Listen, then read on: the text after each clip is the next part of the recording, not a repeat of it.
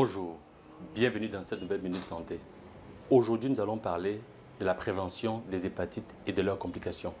S'agissant des causes infectieuses des hépatites, qu'il s'agisse des causes bactériennes, parasitaires, fongiques, c'est-à-dire les champignons, et virus A, hygiène et renforcement de l'immunité. S'agissant des causes par virus B et C, il s'agit d'être informé, éduqué, sensibilisé et surtout de faire des dépistages. Le dépistage, lorsqu'il est positif à l'hépatite B et C, une prise en charge et un traitement permettent dans la plupart des cas d'obtenir une guérison. Lorsque le dépistage est négatif à l'hépatite B notamment, une vaccination est fortement recommandée selon un chemin qui est bien connu. Première dose, deuxième dose 1 mois après, troisième dose 6 mois après la deuxième, soit 3 doses dans un intervalle de 7 mois. Le programme élargi de vaccination désormais en vigueur chez nous permet de prendre en charge les enfants dès le bas âge.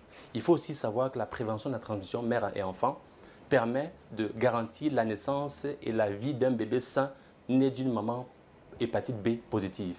Et là, on réalise une vaccination, une sérothérapie et l'enfant grandit sans aucun risque de portage chronique du virus. S'agissant des causes sanguines hématologiques, c'est l'occasion de dire de stopper la consanguinité. C'est l'occasion aussi de dire systématiquement de réaliser une électrophorèse de l'hémoglobine chez toutes les personnes qui désirent se mettre ensemble. On ne se rencontre pas dans la rue et on décide de faire sa vie. C'est l'occasion de sensibiliser les jeunes. Avant d'engager ce qu'on appelle les jeux cassables, avant d'arriver chez vos parents, avant de dire je t'aime moi non plus, passez nécessairement par la case électrophorèse de l'hémoglobine. Si vous êtes AS, les deux, votre risque de faire des enfants drépanocytaires est maximal. Cet amour que vous qualifiez de passionnel aujourd'hui ne résistera pas à l'épreuve de la douleur et des difficultés d'un enfant drépanocytaire. Des maris qui disparaissent de la maison du jour au lendemain, abandonnant femmes et enfants, des drames, nous en avons vu. Bien informé, vous développez des réflexes santé de qualité parce que votre santé est votre premier capital.